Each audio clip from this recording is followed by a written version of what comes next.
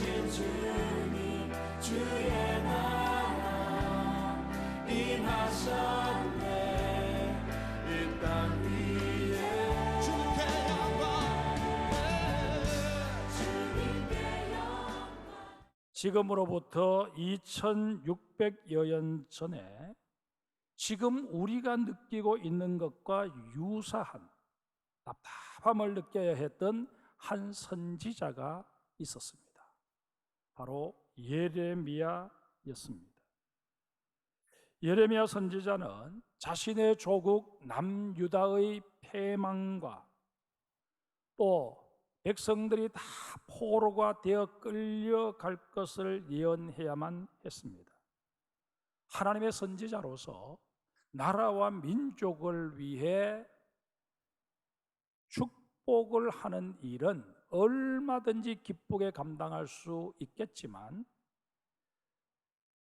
민족이 망하게 되고 포로가 되어서 끌려간다 하는 이 하나님의 심판과 징벌을 선포해야 했으니 아무리 선지자지만 그 마음이 오죽했겠느냐 하는 것입니다. 그렇다고 해서 하나님께서 명하시는 일을 나는 도저히 할 수 없습니다. 그렇게 거역할 수도 없는 처지였습니다. 유다 사람들 역시 예레미야를 향해서 너가 선지자라면, 하나님께서 기름 부어 세운 선지자라면 당연히 하나님의 선민인 우리를 위해 하나님의 복과 은혜를 전해 주어야지. 그렇게 흉측스러운 말로 우리를 괴롭게 하느냐, 너 미친 것 아니냐, 그렇게 몰아붙였습니다. 혹자는 이 예레미야가 바벨론의 사주를 받고 유대의 민심을 흉흉하게 만드는 첩자의 노릇을 하고 있다, 그렇게 몰아붙이기도 했습니다.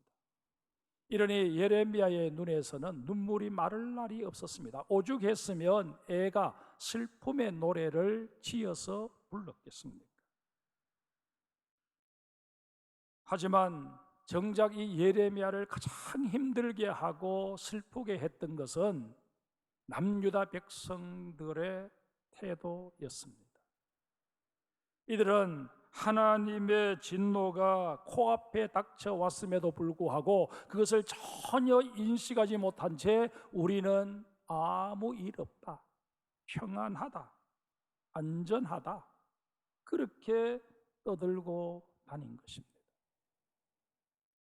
하나님께서 선민인 자신들을 당연히 지켜주실 것이다, 맹목적인 신앙을 소유하고 있었던 것입니다. 사실 요시야 왕이 종교 개혁을 단행했을 때만 해도 남유다에는 아직 소망이 있는 것처럼 보였습니다. 요시야가 대제사장 hil기야를 책임자로 내세워 성전 수리를 명하게 됩니다. 그런데 성전을 수리하던 중에 율법책을 발견하게 되고 그 율법책에 기록되어 있는 내용을 다 듣게 된 요시야는 이제까지 남유다가 당했던 이 모든 어려움들, 재난들, 이것은 우리가 율법을 통해서 명령하고 계시는 하나님의 말씀에 귀를 기울이지 않은 영고다. 그래서 하나님께서 우리에게 진노하신 영고다, 그렇게 깨달은 것입니다. 이에 요시야는 유다 백성들 가운데 남녀노소 지여하를 막론하고 다 성전으로 올라오라고 명을 내립니다. 그리고 그들에게 성전을 수축하면서 찾게 된 그 율법서를 읽어줍니다.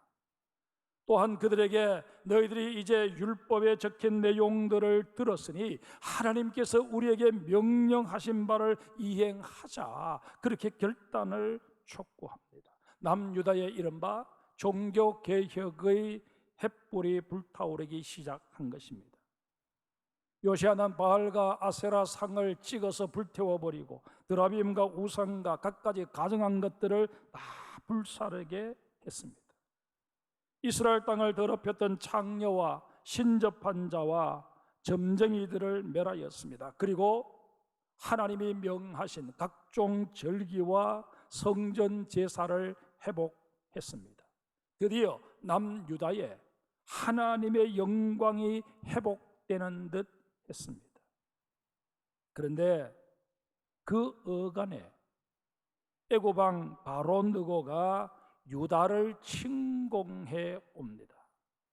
요시아는 군사를 이끌고 무기토로 출전해서 애굽 군대와 맞서서 싸우게 되는데 그 현장에서 요시아가 전사하고 맙니다. 기울어져 가던 나라를 하나님의 말씀에 근거해서 한번 새롭게 세워보겠다, 그렇게 의지를 불태웠던 이 하나님의 마음에 합한 사람 요시아가 이렇게 허망하게 전장에서 죽도록 해버리시는 이 하나님에 대하여 유다 백성들도, 그 사건을 기록해 놓은 성경을 읽고 있는 우리들도 왜? Why? 하나님이 왜 이러시는 것일까? 하나님이 원하시는 대로 나라를 회복시키려고 하는 하나님의 마음에 합한 왕을 하나님이 왜 이렇게 일찍 데려가 버리시는 것일까? 우리는 의구심에 가득 찬 질문을 하나님을 향하여 던질 수밖에 없다 하는 것입니다. 요시야 이후에 요시야의 아들 여호아하스가 왕위에 오르게 됩니다. 그러나 이 여호아하스는 자기 아버지처럼 나라를 종교적으로 계획할 마음이 전혀 없었습니다. 또다시 우상을 섬기기 시작합니다. 이 여호아하스는 석 달 만에 애굽 왕 바로 느고에 의해 폐위되어 애굽으로 끌려갑니다. 그리고 그의 형제 요시아의 또 다른 아들 엘리야김이 왕위에 오르지만 엄청난 액수의 조공을 이 애굽에 바쳐야만 했습니다. 이것을 감당하는 것이 너무 벅찼습니다. 그래서 엘리야김은 한편으로는 조공국으로서의 의무를 성실하게 감당해내는 척하면서 다른 한편으로는 남쪽으로 계속 세력 확장을 하고자 호시탐탐 기회를 노리고 있던 신흥 국가인 바벨론과 손을 잡습니다. 이른바 양다리 외교를 펼친 것입니다. 그러나 바벨론은 애굽을 치기 위한 교두보로 이 남유다를 점령하기를 원했습니다. 이에 응할 수는 없었던 이 남유다가 바벨론을 대항하여 싸우다가 결국 나라가 쑥대밭이 되고 왕을 위시한 모든 고관대작들 그리고 많은 백성들이 포로가 되어서 끌려가게 됩니다. 하나님께서는 이런 비극적인 결말을 일어나기도 전에 예레미야 선지자에게 알려주십니다. 그리고 이 일을 유다 백성들에게 들려주어서 이런 일이 일어났을 때 이것이 우연이 아니고 바벨론 때문에 이런 일이 벌어지는 것이 아니고 너희의 죄를 증취하는 나 하나님의 뜻임을 깨달아 알도록 하라고 명령하십니다. 예레미야는 아직 일어나지도 않은 일, 그것도 좋은 일이 아니라 나라가 패망되어지고 온 백성들이 포로가 되어 끌려가게 된다는 이 비참하게 이를 데 없는 상황을 예고한다는 것이 정말 마음에 내키지 않았습니다. 하지만 하나님께서 명하신 일이기에 예레미야는 담담하게 그 일을 감당해야만 했습니다. 아니나 다를까 사람들은 예레미야를 매국노로 간주해서 온갖 악행을 가합니다. 우리는 이 예레미야가 처하게 된 상황을 지켜보면서 지금 우리가 직면한 너무나도 어렵고 힘든 상황을 어떻게 대처해 가야 할지 하나님께서 제시해 주시는 답을 얻게 됩니다. 하나님께서 제시해 주시는 첫 번째 답은 기도하는 일을 멈추어서는 아니 된다는 것입니다. 오늘 본문 15절에서 18절까지는 예레미야가 하나님께 드린 기도의 내용입니다. 그런데 이 기도를 가만히 우리가 살펴보면 자신의 말을 잘 들으려고 하지 않는, 그리고 오히려 자신을 죽이려고 대드는 남유다 백성들에게 벌을 내려달라는 그런 내용도 들어있고요, 자신이 남유다 백성들에게 거짓말쟁이로 비춰지도록 내버려 두신 하나님에 대해 항의하는 그런 내용도 담겨 있습니다. 한마디로 지금 예레미야가 드리고 있는 이 기도는 하나님의 마음에 합할 수 없는 그런 기도였다는 것입니다. 그럼에도 불구하고 이 예레미야의 기도에 대한 하나님의 반응은 긍정적인 것을 보게 됩니다. 우리는 이런 사실을 통해 새삼 희망을 갖게 됩니다.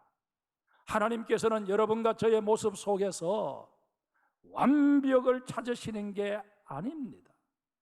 여러분과 제가 하나님 보시기에 완벽한 기도를 드려야만 하나님이 그 기도의 귀를 기울이시는 것이 아니라는 말씀입니다. 하나님께서 여러분과 저에게서 찾기를 원하시는 것은 바로 열정입니다. 열정은 그 속성상 안정적이지를 못합니다. 늘 잘못될 가능성을 내포하고 있습니다. 여러분, 열정에 의해서 우리가 약간 흥분하고 막 들뜨게 되면 이성적으로 판단을 잘 하지 못하고 덤벙대잖아요. 그러다 보면 실수하게 되는 것 아니겠습니까? 하지만 이 열정에는 힘이 있습니다. 용기가 있습니다. 영적 배짱이 있습니다. 거기에 더하여서 믿음이 있습니다. 이런 까닭에 하나님께서는 우리의 모습 속에서 열정을 찾고자 하시는 것입니다. 너희에게 진정 나를 향한 열심이 있느냐, 그것을 물으신다는 것입니다. 여러분, 우리가 구약 성경에 보면 야곱이라는 인물을 만나게 되는데, 야곱은 우리 사람들 눈에도 그렇게 매력적인 인물이 못 됩니다. 그러니 하나님께 있어서도 야곱이 그렇게 매력적인 인물이 못 되었을 것입니다. 그럼에도 불구하고 하나님께서는 그 야곱을 귀히 사용하십니다. 하나님의 약속을 이어가는 그 반열에 그를 세우십니다. 왜 그렇게 했을까요? 성경을 통해서 우리가 얻을 수 있는 답은 그의 열정을 하나님이 귀히 평가하셨다 하는 것입니다. 다시금 하나님 앞에 우리의 무릎을 꿇으십시다. 그리함으로 기도를 통해 역사하시는 하나님의 원대한 뜻을 내 삶 속에, 우리 장성교회 공동체 속에 실현해 내십시다. 이것이 바로 예레미야를 통해 우리에게 주시는 하나님의 첫 번째 답입니다. 예레미야를 통해 하나님께서 우리에게 주시는 두 번째 답은 소명의식을 가지라는 것입니다. 앞서 말씀드린 대로 예레미야에게 명령되어진 일은 너무나도 엄청난 일이었습니다. 바벨론에 의해 남유다가 패망하고 왕을 위시해서 모든 고관 대작들 그리고 대부분의 백성들이 다 포로가 되어서 바벨론으로 끌려가게 될 것이라는 예고를 한다는 것, 한번 생각해 보십시오. 결코 쉬운 일이 아니었을 것입니다. 대놓고 저주에 가까운 예언을 하는데 그것을 듣는 왕이나 백성들이 가만히 있을 리 만무하지 않았겠습니까?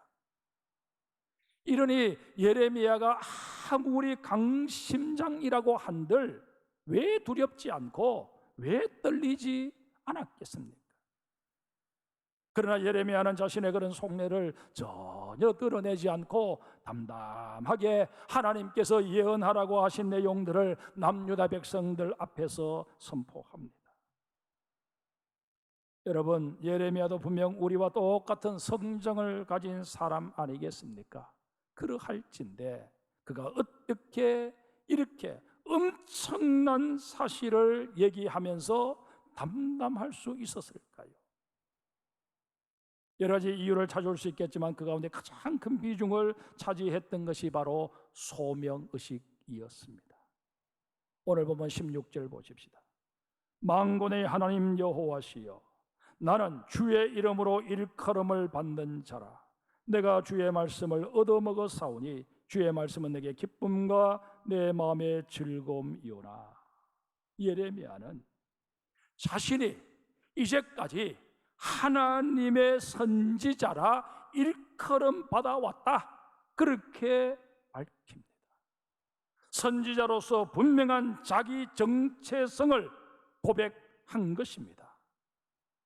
그런데 우리가 주목해야 할 것은 그 다음입니다. 내가 주의 말씀을 얻어먹었다.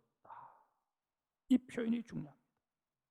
선지자로서 지금 자신이 예언하고 있는 말들 결코 임의로 하는 말이 아니라 하나님께서 자신의 입에 담아주신 신탁의 말씀이라는 것입니다. 그러기에 한 인간이 지금 전하고 있다 할지라도 이것은 더 이상 인간의 말이 아니라 하나님의 말씀이요, 임의로 바꾸거나 취소할 수 없음을 분명히 밝힌 것입니다. 남유다가 패망하게 되면 예레미야 자신도 이런저런 어려움에 처하지 않겠습니까? 그럼에도 불구하고 예레미야는 그 엄청난 예언들, 나라가 망하고 백성들이 끌려가는 그 일을 내가 들으면서 오히려 그 말씀이 내게 기쁨이 되었고 내 마음에 즐거움이 되었다, 그렇게 고백을 합니다.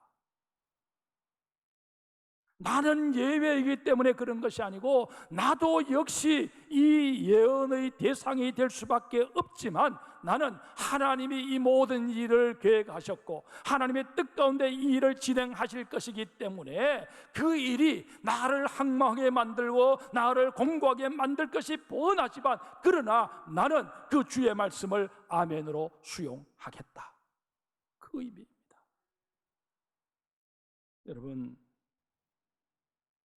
정말 예레미야는 우리에게 은혜가 되고 우리에게 복을 선포하는 그런 말씀에 대해서만 아멘하는 것이 아니라 우리를 향해 책망하시고 우리에게 진노하시고 우리에게 징계를 말씀하고 계시는 그런 하나님의 말씀에 대해서도 아멘해야 함을 자신의 온 몸으로 자신의 전 삶으로 우리에게 깨우쳐주고 있는 것입니다.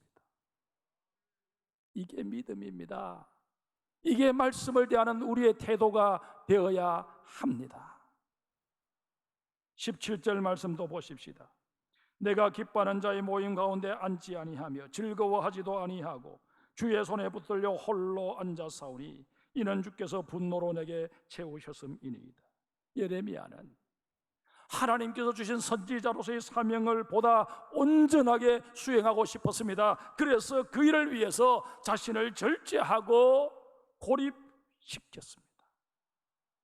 그 어떤 개인적인 욕구나 필요보다는 하나님께서 맡기신 일을 수행하는데 모든 초점을 맞춘 것입니다.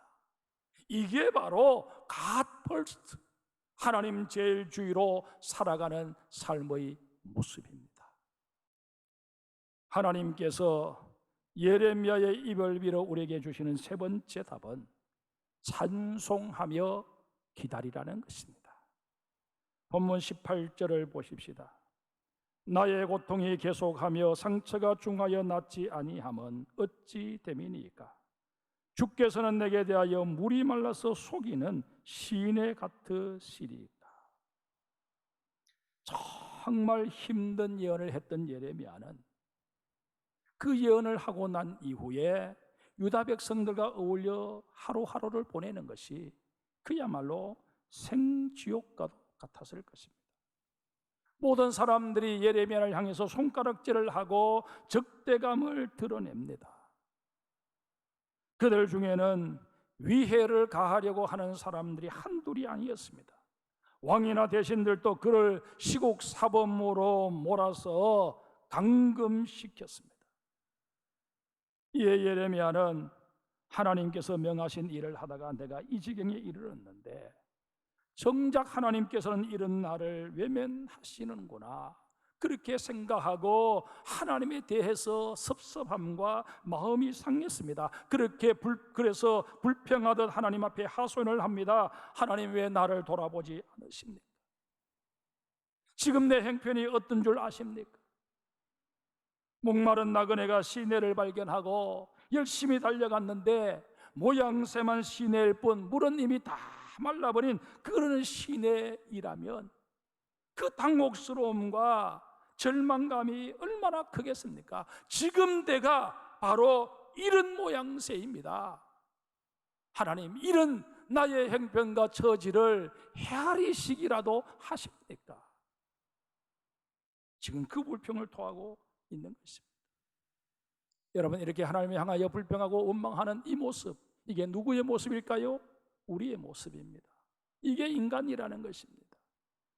우리의 삶이 형통하고 모든 것들이 잘 풀려나갈 때 하나님을 향하여 찬송하고 하나님께 할렐루야 영광 올려드리고 우리의 물질 가운데 일부를 하나님께 감사의 예물로 바치는 것 누구나 할 수 있는 일입니다. 그러나 우리의 인생이 다 막혀버리고 우리의 사업도 하루가 다르게 어려워져가는 이런 상황에 직면하게 되었을 때 우리의 입에서도 어쩔 수 없이 하나님, 내가 한다고 하지 않았습니까?